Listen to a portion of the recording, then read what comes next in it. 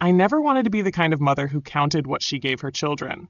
Love isn't a balance sheet. You don't keep track of what's been spent and what's been returned. So, when my son Daniel grew up and moved to the city, I never once asked him for money. I never hinted at my struggles. I never reminded him of the years I spent stretching a single bag of rice across a whole week, just so he could have shoes for school. I didn't complain when he stopped calling as often. I told myself he was busy. I reassured myself that this was just how life went. Children grow up, they move on, and mothers become afterthoughts. Then, the first transfer came in. I remember staring at my phone in disbelief. The bank notification blinked up at me like a cruel joke. $1.80. $1.80. I had to squint, thinking I had read it wrong. Maybe there was a decimal error. Maybe it was supposed to be 180 and not 80s. But no, the number was correct, and the worst part, it was labeled, "For you, Mom, love you." I let out a dry laugh. Love me? Was this some kind of prank? I checked my messages. There was nothing else from him, just that transaction. For a moment, I felt foolish. My chest tightened, my face burned with embarrassment. $1.80. What could I even do with that? Then, because I had no other choice, I laughed. I typed back, "Such a generous allowance, dear. Maybe I'll buy half a soda." He didn't respond. And so the months passed, and every month, like clockwork, Daniel sent $1.80. Not a penny more, not a penny less. Daniel's question rang in my ears long after the phone call ended. "Mom, is $1,500 too small?" It made no sense. For the past 11 months, I had been receiving exactly $1.80 from my son, a humiliating, almost laughable amount. I had spent months convincing myself that this was his way of showing that he simply didn't care. I had accepted it, made peace with it.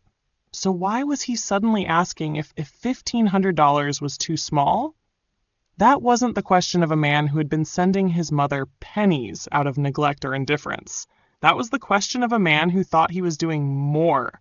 And if Daniel thought he was sending more, then my blood ran cold.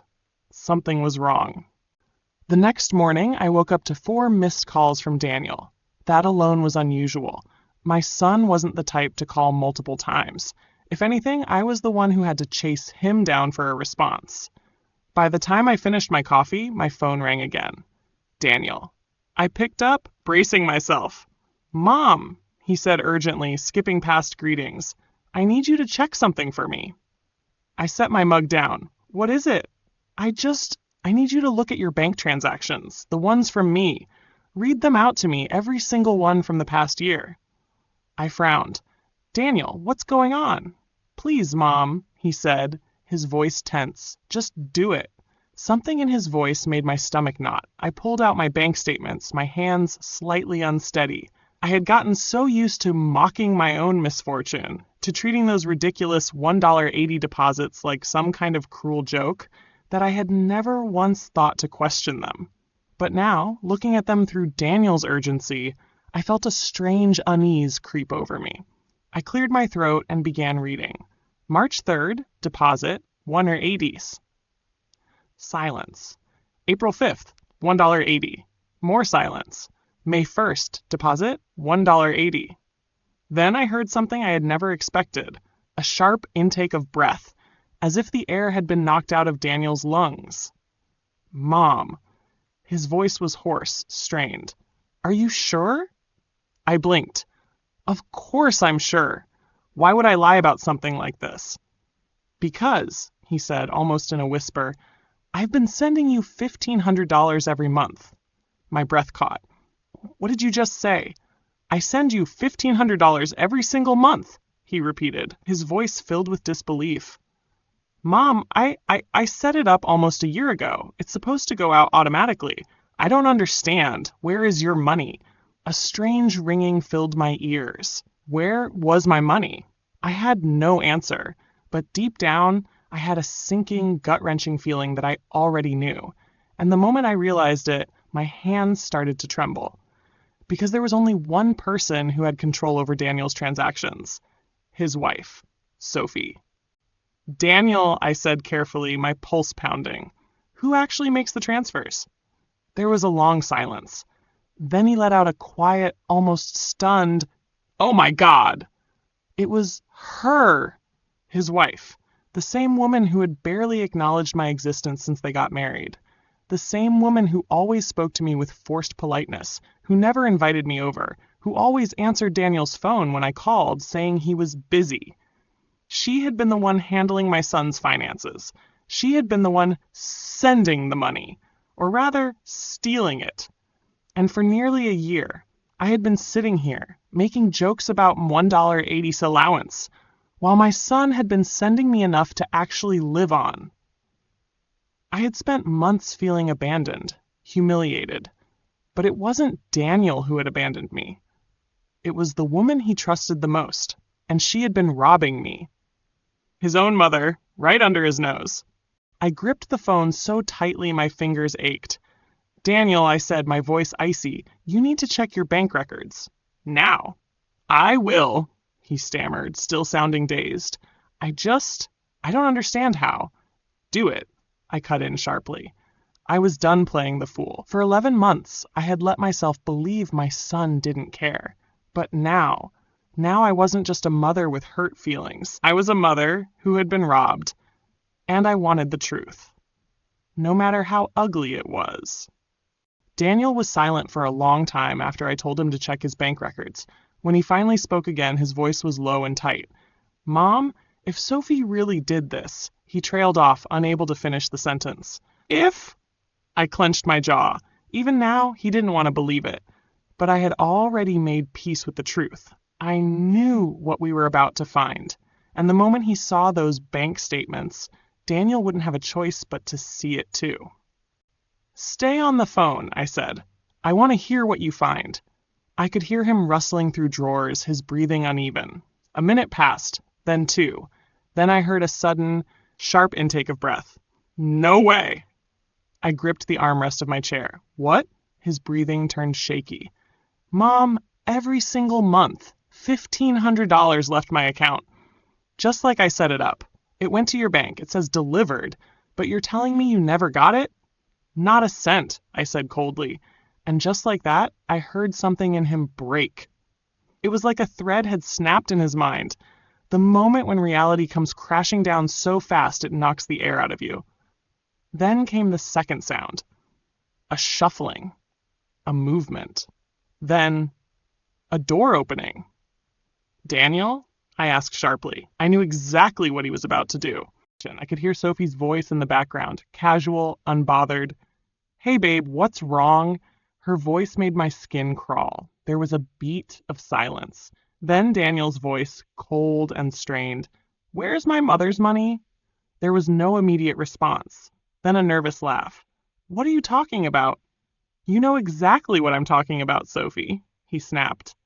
"I've been sending my mom $1,500 every single month, and somehow she's only been getting $1.80. Silence. I imagined Sophie standing there, trapped, trying to come up with a lie. Then, her voice, suddenly tight and defensive. "Daniel, don't you dare accuse me of something like this." I heard her moving, probably stepping away. "You think I would steal from your own mother?" "Tell me where the money is then," Daniel shot back. "Because I checked the records, Sophie. The transactions were processed.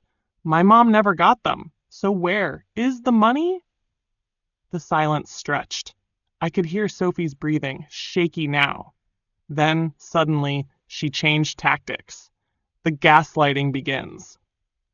"Daniel, listen to me." Her voice softened, dripping with forced concern. "I know this is shocking, but let's be rational, okay? Maybe your mom is confused."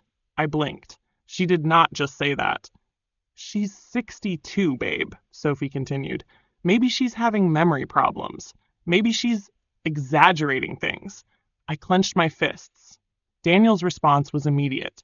"Don't," he growled. "Don't you dare try to make my mom sound senile just to cover up whatever the hell you did." That shut her up. For a second. Then her voice low and angry now. So what, Daniel? You just automatically believe her over me? Yes, he exploded. Because she's been living off pennies while I've been sending enough to actually survive. I've been thinking she was just being stubborn when she didn't move into a better apartment, but it turns out you've been robbing her blind. Sophie scoffed. This is insane. You're not even listening to me. Because you're lying. I can't believe this, she muttered. You think I'm capable of doing something like this? And then, the cherry on top. After everything I've done for you, I heard a loud thud, a chair being kicked, a hand slamming on the counter, and then Daniel's voice, quiet, dangerously quiet. You know what, Sophie? He said. I want to see your bank records. Silence. You heard me, he pressed. If you didn't take the money, then show me your bank transactions for the past year. Show me exactly where our money's been going.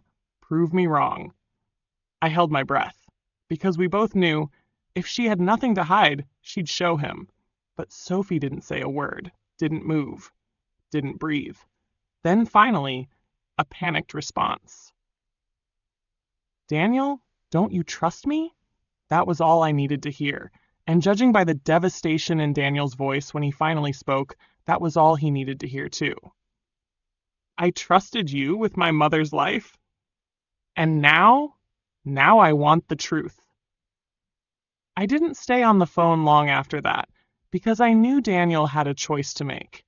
And I knew Sophie, a liar backed into a corner, would fight to the bitter end to twist things in her favor. But something inside me had settled. For 11 months, I had believed that my son had abandoned me, that he didn't care, that I was nothing more than a burden to him.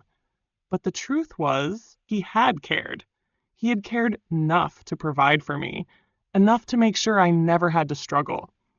And the only reason I had ever doubted him was because someone had stolen that care from me. That night, as I lay in bed, staring at the ceiling, I knew one thing for certain. Sophie had taken from me. And I would take it all back. I didn't sleep much that night. How could I? I kept picturing Daniel and Sophie in that kitchen, her scrambling for excuses, him standing there, shattered by betrayal.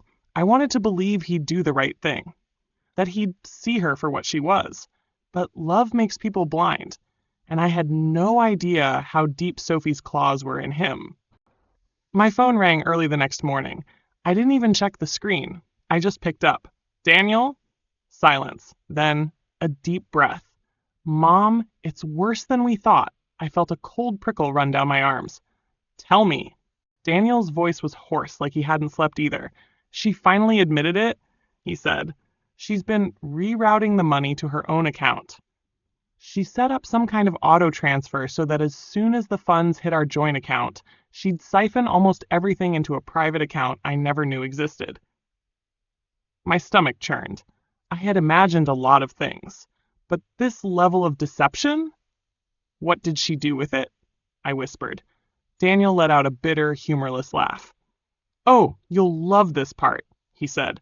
She used it for household expenses. I frowned. But you already cover the household expenses. Exactly. His voice was tight. You know where the money really went, Mom? Brunches, spa treatments, designer bags, trips with her girlfriends. She took the money meant for you and blew it on luxuries. I pressed my fingers against my temple, feeling a sharp ache forming. How long? I asked, though I already knew the answer. Since the beginning, Daniel said flatly. 11 months. Almost a whole year. I squeezed my eyes shut. So every single time I sat in my tiny apartment, counting pennies to afford groceries, Sophie had been drinking mimosas with her friends, laughing at some high-end restaurant. I swallowed the bitter taste rising in my throat. What did she say when you confronted her? Daniel exhaled shakily. At first, she tried to keep lying. Then she turned it around and said she deserved the money for all the effort she puts into our marriage. Effort? I repeated incredulously. He let out another sharp, bitter laugh. Yeah, apparently keeping our house in order and managing the finances meant she deserved a cut, like she was entitled to it. I was silent for a long time. Then I said, "And what did you do?" Daniel took a deep breath. "I packed a bag," he said quietly. "I left." I blinked. "Wait, what?" "I walked out," he said, his voice cracking. "I couldn't look at her anymore. Couldn't stand to be in the same house." I've never felt so disgusted in my entire life. A lump formed in my throat. "Where are you now?" "A hotel," he admitted. I needed space to think. There was something fragile in his voice, something broken. My son was hurting. And as much as Sophie had stolen from me, she had stolen something far worse from him. His trust. His peace. His belief that his own wife wasn't capable of something this cruel. I closed my eyes. "Oh, honey," I murmured. "I'm so sorry." "But Mom," his voice turned serious. "I need to ask you something." I sat up straighter. "Anything. I want to make this right," he said. "I want to pay you back everything she took. Every single cent." Tears stung my eyes. "Daniel, you don't have to." "Yes, I do," he interrupted, "because this is my fault. I should have been paying attention. I should have checked. I can't believe I let her do this to you." Turns out my heart clenched. "It's not your fault," I said softly, but I understood why he felt that way. "Please," he said, "let me fix this." I hesitated. I didn't care about the money. I cared that he finally knew the truth. But if this was what he needed to feel like he could undo the damage Sophie had caused, I sighed. "All right." "So what happens now?" I asked after a moment. Daniel was quiet for a long time. Then he said, "I don't think I can forgive her." I let out a slow breath. "I wouldn't blame you if you didn't." Another pause. "She's been calling me non-stop," he admitted. "I haven't answered yet." "She's going to try to manipulate you," I warned. "Oh, I know," he said darkly. "That's why I'm getting a lawyer before I go back." A smile tugged at my lips. "Good," I said. "She stole from my mother," Daniel murmured. "And she thinks she's getting away with it?" There was a steely determination in his voice now. "That she's got another thing coming." Daniel followed through. He lawyered up, he gathered all the evidence, and when he finally confronted Sophie with legal paperwork and bank statements proving her theft, she broke. First, she cried. Then she begged. Then she screamed. She tried every trick in the book. Gaslighting, guilt-tripping, even blaming me. But Daniel didn't waver. By the time the dust settled, she was out of his house and out of his life. As for me, 1 week later, my bank account magically had $16,500 in it. Daniel made good on his promise, and for the first time in almost a year, I felt secure again. I wasn't rich, I wasn't living lavishly, but I could breathe, and I had my son back. A few days later, Daniel texted me, "Mom, I still can't believe you lived on $1.80 a month. I don't know how you did it," I chuckled. "Let's just say I got very good at stretching a dollar." "Well, I want you to stop stretching. I'm raising your allowance." I blinked. "Daniel, you don't have to." "Nope. Already done. $2,000 a month. No more arguing." My heart swelled, and for the first time in a long time, I felt loved. Because I had never needed my son's money. I had needed his care. And now I knew I had it. Forever.